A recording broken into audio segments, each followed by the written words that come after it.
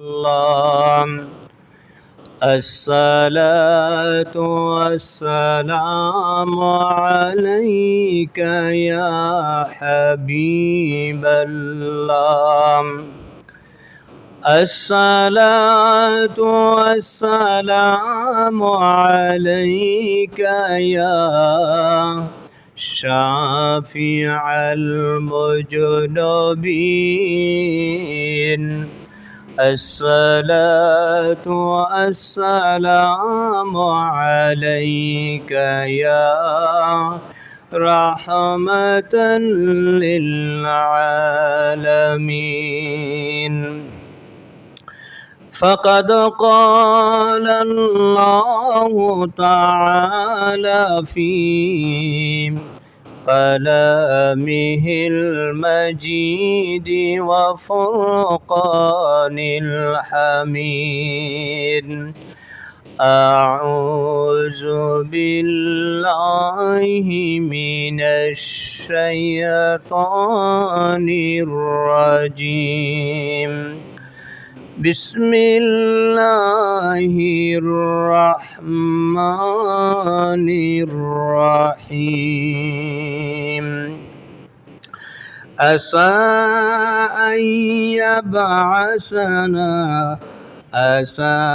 أن يبعثك ربك مقاما محمودا صدق الله العظيم আল্লাহ সুবহানাহু তাআলার দরবারে আমরা প্রথমে শুকরিয়া জ্ঞাপন করে নিচ্ছি যে আল্লাহ সুবহানাহু তাআলা আজকের এই জুম্মার দিনে আমাদেরকে মসজিদে হাজির হওয়ার মতো তৌফিক দিয়েছেন। সেই মনিবের দরবারে আমরা প্রাণ খুলে শুকরিয়া জ্ঞাপন করে নিচ্ছি। সকলে পড়ছি আলহামদুলিল্লাহ। আল্লাহ পাকের অশেষ মেহেরবানি যে আল্লাহ রাব্বুল আলামিন আমাদেরকে সকল সৃষ্টির ভিতরে শ্রেষ্ঠ সুন্দর করে সৃষ্টি করেছেন, শ্রেষ্ঠ সম্মান দিয়েছেন। নবীদের মধ্যে যিনি সর্বশ্রেষ্ঠ সেই মুহাম্মদুর রাসূলুল্লাহ সাল্লাল্লাহু আলাইহি ওয়াসাল্লামের অনুসারী হওয়ার মতো সুযোগ আল্লাহ রাব্বুল আলামিন আমাদেরকে দিয়েছেন। আমি কোরআনুল করিম থেকে সূরা বনি ইসরাঈলের ৭৯ নম্বর আয়াতে কারিমা তেলাওয়াত করেছি। আল্লাহ রাব্বুল আলামিন যদি আমাদেরকে তৌফিক এনায়েত করেন তাহলে এই আয়াতের উপরে কিছু আলোচনা করার আমরা ইচ্ছা রাখি। এই সূরা বনি ইসরাঈলের এই আয়াতের ভিতরে আমার আল্লাহ রাব্বুল আলামিন বলছেন আমার প্রাণের নবীকে, আসা আইয়াবা আসাকা রাব্বুকা মাকামাম মাহমুদা, আপনার প্রতিপালক অচিরেই আপনাকে মাকামে মাহমুদ প্রশংসিত স্থানে অধিষ্ঠিত করবেন। আমার আল্লাহ রাব্বুল আলামিন এখানে রাসূল আকরাম সাল্লাল্লাহু আলাইহি ওয়াসাল্লামকে মূলত এখানে সান্ত্বনা দিচ্ছেন। নবী গো, কাফেরদের এই অত্যাচার নির্যাতনে আপনি কেন চিন্তিত হচ্ছেন, পেরেশানি হচ্ছেন? আপনার রব, আপনার প্রভু অচিরেই আপনাকে প্রশংসিত স্থানে, সম্মানিত স্থানে আপনাকে প্রতিষ্ঠিত করে দিবেন। জোরে বলেন সুবহানাল্লাহ। আল্লাহ রাব্বুল আলামিন যদি কাউকে প্রতিষ্ঠিত করেন, আল্লাহ যদি কারোর সম্মান আমার রব বৃদ্ধি করে দেন, দুনিয়ার মানুষ আমরা যদি তাকে যতই টানি তার সম্মানকে আমরা নিচে নামাতে পারবো? কখনো সম্ভব নয়। কিভাবে? আল্লাহ রাব্বুল আলামিন তার সেই ওয়াদা পূরণ করেছেন। কোরআনুল কারিমে আমার আল্লাহ যেমন এখানে বলেছেন যে আমি আপনাকে সম্মানিত স্থানে আপনাকে প্রতিষ্ঠিত করব, মাকামে মাহমুদ। সেই মাকামে মাহমুদের পরিচয় আমার আল্লাহ রাব্বুল আলামিন দিয়েছেন। সেই মাকামে মাহমুদ কি? সেই মাকামে মাহমুদ তার সম্মান আমার আল্লাহ রাব্বুল আলামিন তার হাবিব, তার বন্ধু মুহাম্মাদুর রাসূলুল্লাহ সাল্লাল্লাহু আলাইহি ওয়াসাল্লামকে আমার আল্লাহ রাব্বুল আলামিন সম্মানিত করেছেন। সেই সম্মান কখন? এ তাফসিরে নূরুল কোরআন 15তম খণ্ড, পৃষ্ঠা নাম্বার হচ্ছে 224। এখানে আল্লাহ রাব্বুল আলামিন যে তার নবীকে মাকামে মাহমুদ দিবেন সেটা কি? রাসূলুল্লাহ সাল্লাল্লাহু আলাইহি ওয়াসাল্লাম ইরশাদ করেন, আল্লাহ পাক তাকে আরশের উপর বসিয়ে নেবেন। জোরে বলেন সুবহানাল্লাহ। আল্লাহ রাব্বুল আলামিন যখন হাশরের ময়দানে সমস্ত মানুষ যখন দাঁড়িয়ে থাকবে, সবাই এই সমস্ত নবীরা যখন পেরেশানি থাকবে, আর ও অবস্থায় আমার আল্লাহ রাব্বুল আলামিন তার হাবিবকে মাকামে মাহমুদ সম্মানিত একটি চেয়ার কুরসি আসনে আমার আল্লাহ রাব্বুল আলামিন তার বন্ধুকে আমার আল্লাহ বসিয়ে দিবেন। জোরে বলেন সুবহানাল্লাহ। শুধু তাই নয়, আমার আল্লাহ বলেছেন ওয়ারাফানা লাকা যিকরাক, হে নবী আপনার সম্মান আপনার মর্যাদা আমি আল্লাহ রাব্বুল আলামিন উঁচু করে দেব। জোরে বলেন সুবহানাল্লাহ। আল্লাহ পাক কি সেই ওয়াদা পূরণ করেন নাই? অবশ্যই করেছেন। কিভাবে? যে আল্লাহ যে বলেছেন যে আমি আপনার সম্মান উঁচু করে দিব। দেখুন, আজানের ভিতরে আমার নবীর নাম, ইকামতের ভিতরে আমার নবী নাম, নামাজ শ্রেষ্ঠ ইবাদত, নামাজ পড়ি আল্লাহর জন্য, ওই নামাজের ভিতরেও আমার নবীকে সালাম দিতে হয়। জুড়ে বলেন সুবহানাল্লাহ। তাহলে আল্লাহ রাব্বুল আলামিন বলছেন যে হে নবী আমি আপনাকে মাকামে মাহমুদ সম্মানিত জায়গায় আপনাকে আমি প্রতিষ্ঠিত করব। সেই প্রতিষ্ঠিত আমার আল্লাহ রাব্বুল আলামিন করেছেন। যেখানে আমার আল্লাহ রাব্বুল আলামিন বলেছেন ওয়ারাফানা লাকা যিকরাক, হে নবী আপনার সম্মান আপনার মর্যাদা আমি আল্লাহ রাব্বুল আলামিন উঁচু করে দিব, ভারিয়ে দিব। আর সেখানে আজকে দেখুন তথাকথিত আহলে হাদিস এই নামদারি শায়েখেরা তারা আমার নবীকে টেনে নিচে নামাতে চায়। এখন আল্লাহ যদি কাউকে উপরে উঠে, আমরা দুনিয়ার মানুষ যতই তারে টানি নিচে নামানোর জন্য, আমরা কি পারবো? কখনো পারবো না। সেই আহলে হাদিসের এই আহাম্মক সে বলতেছে যে রাসূল আকরাম সাল্লাল্লাহু আলাইহি ওয়াসাল্লাম 40 বছর পর্যন্ত কোনো নবী ছিলেন না। এখন তার এই ফতোয়া যদি সঠিক হয়, আপনি মেনে নেন, তাহলে এই 40 বছর যদি আমার প্রাণের নবী না হন, তাহলে অপশন দুইটা, হয়তো আপনি নবী হবেন, না হলে কোনো নবীর অনুসারী হবেন। এর বাইরে বিকল্প আর কোনো রাস্তা আছে না। আপনি নবী হবেন, না হলে কারো অনুসারী হবেন। যদি এই 40 বছর পর্যন্ত আমার নবী না হয়ে থাকেন, তাহলে তিনি কার অনুসরণ করেছেন? নিশ্চয় একজন অনুসরণ তো তাকে করতে হবে। তাহলে এই আহলে হাদিসের এই আহাম্মক সে বুঝাতে চায় যে মুহাম্মদ সাল্লাল্লাহু আলাইহি ওয়াসাল্লাম 40 বছর পর্যন্ত নবী ছিলেন না। এটা দিয়া সে বুঝাতে চায় তাহলে সে অন্য হয়তো কারো সেই অনুসারী ছিলেন। এই আহলে হাদিসরা আমাদের কিভাবে প্রেরিত হচ্ছে? এই আহাম্মক সে বলছেন যে মদ খেয়ে নামাজ পড়লে কোনো অসুবিধা নাই। আপনারা নেটে তার সেই বক্তব্য আপনারা দেখেছেন। তাহলে তুমি কি বোঝাতে চাও? এই ইয়াহুদির দালাল কি বোঝাতে চায় যে মদ খেয়ে নামাজ পড়লে কোনো অসুবিধা নাই? তার মানে যারা নামাজ পড়ে এরা কি মদ খায়? আজকে আপনারা যারা এই জুম্মায় আসছেন নামাজ পড়ার জন্য, আপনারা কি মদ পান করে মসজিদে আসছেন? পৃথিবীর কেউ মদ পান করে মসজিদে আসে? কখনো না। তাহলে সে কি বোঝাতে চায়? এই তো ইহুদিদের দালাল। এই ইহুদিরা যেহেতু মদ পান করে, এই জন্য আমাদেরকে বোঝাতে চায় তোমরা নামাজ পড়ো, আমাদের কোনো আপত্তি নাই, কিন্তু মদ খেয়ে নামাজ পড়ো, তোমাদের কোনো অসুবিধা হবে না। এর মানে সেই মুসল্লিদের মদ পান করার জন্য উৎসাহিত করছে, লাইসেন্স দিছে। যারা নামাজিদেরকে এই মদ খাওয়ার জন্য যারা উৎসাহিত করে, এরা শয়তান ছাড়া কোনো মানুষ হতে পারে না। আমরা এ কথা বলতে চাই যে এই আহাম্মক এই আহলে হাদিসের দলের তাদের প্রত্যেকটি কথা, যেই কথা এই 1450 বছরের ভিতরে কোনো মুসলিম তো দূরের কথা, আজ পর্যন্ত কোনো অমুসলিমও এই কথা বলে নাই যে মুহাম্মদ সাল্লাল্লাহু আলাইহি সাল্লাম 40 বছর নবী ছিল না। এটা কোনো অমুসলিম পর্যন্ত এই বেয়াদবি করার মতো সাহস হয় নাই। আজকে তারা সহি হাদিসের সাইনবোর্ড দিয়ে আমাদেরকে বোঝাচ্ছে যে মুহাম্মদ সাল্লাল্লাহু আলাইহি সাল্লাম 40 বছর নবীও ছিল না, এই 40 বছর পর্যন্ত তার অনুসরণ করা যাবে না। সম্মানিত উপস্থিতি, রাসূল আকরাম সাল্লাল্লাহু আলাইহি ওয়াসাল্লাম কখন থেকে নবী, এই বিষয়ে অনেকগুলো হাদিস আছে, কিন্তু সব হাদিস তো আজকে আলোচনা করা যাবে না, যেহেতু জুম্মার বয়ান, আমার সময় হচ্ছে নির্ধারিত। এই সময়ের ভিতরে যতটুকু সম্ভব আমরা আলোচনা করার জন্য চেষ্টা করব।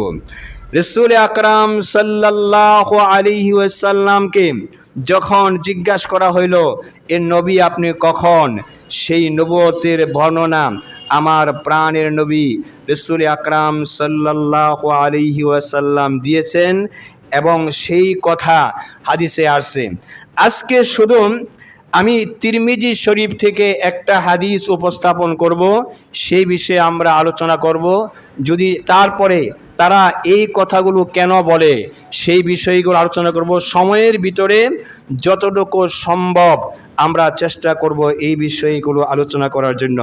রাসূল আকরাম সাল্লাল্লাহু আলাইহি ওয়াসাল্লাম কখন থেকে নবী ছিলেন, তিরমিজি শরীফের ভিতরে একটা হাদিস এখানে আসছে যে রাসূল আকরাম সাল্লাল্লাহু আলাইহি ওয়াসাল্লামকে যখন জিজ্ঞাসা করা হয়েছিল, হে নবী আপনি কখন থেকে নবী, তখন আমার প্রাণের নবী যে জবাবটা দিয়েছিলেন, সেই জবাবটা সহি সিয়াসিত্তার অন্যতম একটি কিতাব তিরমিজি শরীফ, সেই তিরমিজি শরীফের হাদিস এখানে আসছে। এটা আমার হাতে রয়েছে তিরমিজি শরীফ। এই তিরমিজি শরীফের হাদিস নাম্বার হচ্ছে 3609, 3609। এই হাদিসের ভিতরে রাসূল আকরাম সাল্লাল্লাহু আলাইহি সাল্লামের নবুয়ত কোন সময় একথা বলেছেন। আবি হুরায়রা রাদিয়াল্লাহু তাআলা আনহু ক্বালা ক্বালু ইয়া রাসূলাল্লাহ মাতা ওয়াজাবাকাল্লাহ নবুওয়া ক্বালা ওয়া আদু বাইনার রূহি ওয়াল জাসাদ। রাসূল আকরাম সাল্লাল্লাহু আলাইহি ওয়াসাল্লাম হযরতে আবু হুরায়রা রাদিয়াল্লাহু তাআলা থেকে বর্ণিত যে তিনি বলেন, সাহাবীগণ বললেন, ইয়া রাসূলুল্লাহ সাল্লাল্লাহু আলাইহি সাল্লাম, কবে থেকে আপনার জন্য নবুয়ত নির্ধারিত হয়েছে? তিনি বলেন, আদম যখন ছিলেন রূহ এবং শরীরের মাঝখানে, তখন থেকে আমি নবী। জুড়ে বলেন সুবহানাল্লাহ। তাহলে তিরমিজি শরীফের সিয়াসিত্তার অন্যতম একটি কিতাব এই তিরমিজি শরীফ। এই তিরমিজি শরীফের হাদিস থেকে আমরা বুঝতে পারলাম যে যখন আদমকে আমার আল্লাহ রাব্বুল আলামিন সৃষ্টি করেন নাই, তৈরি করেন নাই, আর ওই সময় থেকে তিনি হচ্ছে আল্লাহ পাকের নবী। রাসূল আকরাম সাল্লাল্লাহু আলাইহি ওয়াসাল্লামের এই হাদিস থেকে কি বোঝা গেল? আজকে যারা নিজেদেরকে সহি হাদিসের অনুসারী দাবি করে আমাদেরকে নতুন নতুন হাদিস যারা শোনায়, তারা যে এই সমস্ত কথা বলবে আমার প্রাণের নবী 1450 বছর আগে, কারা এই সমস্ত কথাগুলো বলবে, এই সেই নিউজ সংবাদ আমাদেরকে দিয়ে গেছেন। আগে পড়েন সুবহানাল্লাহ। এই সমস্ত শায়েখ নামদারি, এই আহলে খবিস, তারা যে সমস্ত কথা কারা বলবে সেই পরিচয় আমার নবী দিয়েছেন এই হাদিসে সহিহ মুসলিম শরীফের প্রথম খণ্ডে। সহিহ মুসলিম শরীফের প্রথম খণ্ডে রাসূল আকরাম সাল্লাল্লাহু আলাইহি ওয়াসাল্লাম এটার সেই ভবিষ্যৎবাণী করে গেছেন। আবু হুরায়রা ইয়াকুলু ক্বালা রাসূলুল্লাহ সাল্লাল্লাহু আলাইহি ওয়াসাল্লাম ইয়াকুনা ফি আখিরিজ জামানে দাজ্জালুনা কাজ্জাবুনা ইয়াতুনা মিনাল আহাদিসি বিমা লাম তাসমাউ আনতুম ওয়ালা আবাউকুম ফাইয়াকুম ওয়া ইয়্যাকুম লা ইউদিল্লুকুম ওয়া ইফতুনিনুকুম। রাওয়াহু মুসলিম। রাসূল আকরাম সাল্লাল্লাহু আলাইহি ওয়াসাল্লাম তিনি হযরতে আবু হুরায়রা রাদিয়াল্লাহু তাআলা তানকে বলতেন, রাসূল সাল্লাল্লাহু আলাইহি ওয়াসাল্লাম বলেছেন, শেষ যুগে কিছু সংখ্যক প্রতারক ও মিথ্যাবাদী লোকের আবির্ভাব ঘটবে। তারা তোমাদের কাছে এমন সব হাদিস বর্ণনা করবে যা কখনো তোমরা এবং তোমাদের পূর্বপুরুষরা শুনেনি। জুড়ে বলেন নাউজুবিল্লাহ। তাহলে রাসূল আকরাম সাল্লাল্লাহু আলাইহি সাল্লামের এই মুসলিম শরীফের হাদিস এবং আহলে হাদিসের এই বক্তব্য আজকে আপনি এখন দুইটা একসাথে করেন, যে রাসূল আকরাম সাল্লাল্লাহু আলাইহি সাল্লাম যে বলেছেন যে তোমাদের কাছে এমন কিছু মিথ্যাবাদী প্রতারক আসবে, তারা এসে এমন সব হাদিস বলবে যে হাদিস তুমি জীবনে কোনো সময় তুমি শোনো নাই, তোমার পূর্বপুরুষ শোনো নাই। এই সমস্ত হাদিস তারা তোমাদের সামনে বর্ণনা করবে। কারা করবে সেই কথাও আমার প্রাণের নবী আমাদেরকে বলে গেছেন। আগে বলেন সুবহানাল্লাহ। এই হাদিসের বাকি অংশে এখানে আসছে যে রাসূল আকরাম সাল্লাল্লাহু আলাইহি ওয়াসাল্লাম ইন্নাশ শাইতানা লা ইয়াতামাসসালু ফি সূরাতির রাজুলি ফায়াতিল কওমি ফায়ুহাদ্দিসুম বিল হাদিস মিনাল কাযিব। রাসূল আকরাম সাল্লাল্লাহু আলাইহি সাল্লাম বলেন, শয়তান মানুষের আকৃতিতে লোকের কাছে আসে এবং মিথ্যা হাদিস শোনায়। জুড়ে বলেন নাউজুবিল্লাহ।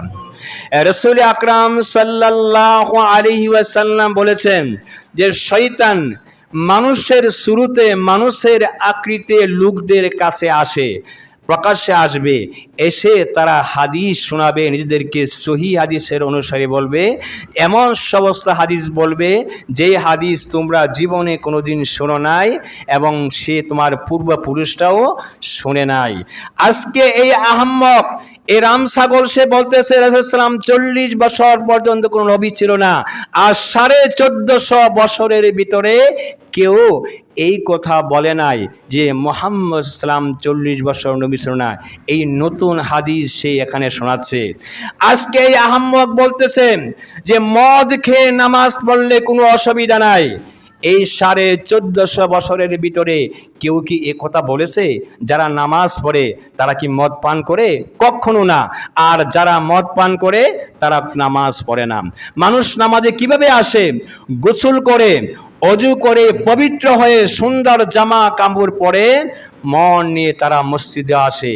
আর যারা মদ পান করে এরা তো ওই পরিবেশেই থাকে, তাদের তো মসজিদে আসার কোনো মন মাঠে থাকে না। যারা মসজিদে আসবে তারা ওই কাজ করতে পারবে না। কেন পারবে না? কারণ আমার আল্লাহ রাব্বুল আলামিন বলেছেন, ইন্নাস সালাতা তানহা আনিল ফাহশাই ওয়াল মুনকার, নিশ্চয় নামাজ সমস্ত মন্দ অশ্লীল কাজ থেকে বিরত রাখে। তাহলে মদ পান করা কি ভালো কাজ? এটা মন্দ কাজ। আমার আল্লাহ বলেছেন যে নামাজ পড়বেন, নামাজ তাকে মন্দ কাজ থেকে ফিরাইয়া রাখবে। তাহলে নামাজিরা কখনো মদ পান করতে পারে না। এই আহম্মক যেহেতু মদ পান করেই সেই এই সমস্ত নামাজ পড়ে আর এই সমস্ত কথা সেই মিডিয়ার সামনে তারা বলতেছে, তাহলে বোঝা গেল এই হচ্ছে ইয়াহুদিদের দালাল। ইয়াহুদিদের তারা যেহেতু মদ পান করে, মুসলমানদেরকে এই মদ পানের লাইসেন্স দেওয়ার জন্য এই মুনাফিক বলতেছে যে মদ পান করে নামাজ পড়লে কোনো অসুবিধা নাই। এই মুনাফিক বলতেছে যে রাসূল সাল্লাল্লাহু আলাইহি ওয়াসাল্লাম 40 বছর পর্যন্ত নবী ছিল না, 40 বছর পর্যন্ত তার অনুসরণ করা যাবে না। তাহলে আমরা 40 বছর পর্যন্ত প্রাণের নবীর অনুসরণ করব না, 40 বছর পরে আপনি নবীর অনুসরণ করবেন। এর আগে এর মানে কি? এই 40 বছর পর্যন্ত আপনি গুনাহ, ব্যভিচার যা আছে আপনি সব কিছু করবেন। যখন 40 বছর পরে আপনার মৃত্যু সময় হবে তখন যে আপনি নবীর অনুসরণ করবেন। এই মুনাফিকরা আমাদেরকে কোথায় নিয়ে যাচ্ছে? এই জন্যই তো বুখারীর ওই হাদিসের কাছে আমাদেরকে আসতে হয়, যে হাদিসটি বুখারীতে আমার প্রাণের নবী বলেছেন যে একদল আহ্বানকারী হবে যারা তোমাদেরকে ডাকবে, এদের ডাকে যারা সাড়া দিবে তাদেরকে এই জাতি এদেরকে এই দলটা জাহান্নামে নিক্ষেপ করে ছাড়বে। আমার প্রাণের নবী বুখারী শরীফে যেই ভবিষ্যৎবাণী করেছেন, এই আহলে হাদিস এরা হচ্ছে ওই দল যারা আমাদেরকে মদ পান করাতে চায়, যারা আমাদেরকে দিয়ে গুনাহ করাতে চায়। এর মানে কি? আমাদেরকে জাহান্নামে নিতে চায়। যারা মদিনাওয়ালার গোলাম, আমরা আমার প্রাণের নবীকে অনুসরণ করতে চাই। তোমরা যতই আমাদেরকে বুঝাও, তোমাদের বুঝতে মোটেও আমাদের কোনো অসুবিধা হয় নাই, যেহেতু তোমাদের পরিচয় আমার প্রাণের নবী 1450 বছর আগে দিয়ে গেছেন। যেই কথাগুলো মুসলিম শরীফে, বুখারী শরীফে, সমস্ত সিয়াসিত্তার হাদিসের ভিতরে আসছে, এই হাদিসগুলো যতক্ষণ পর্যন্ত আমাদের সামনে থাকবে, তোমরা যতই আমাদেরকে সহি হাদিসের অনুসারী দাবি করো, আমাদেরকে বিভ্রান্তি করতে পারবে না। মদিনাওয়ালাকে ছেড়ে দিয়ে আমরা শায়েক পূজা করতে পারবো না। যারা শায়েক পূজা করে, ওই শায়েকরাই এদেরকে জাহান্নামে পৌঁছে দেওয়ার জন্য যথেষ্ট। আমরা আমার প্রাণের নবীকে ভালোবাসতে চাই, মদিনাওয়ালার গোলামি করতে চাই, কবরে নবীকে চাই, হাসরে নবীকে চাই, জান্নাতে নবীকে চাই, হাউজে কাউসারের কিনারে আমরা নবীকে চাই। তোমরা যতই আমাদেরকে ডাকো, আমরা মদিনাওয়ালাকে ছেড়ে দিয়ে অন্য পথে যাওয়া আমাদের পক্ষে সম্ভব নয়।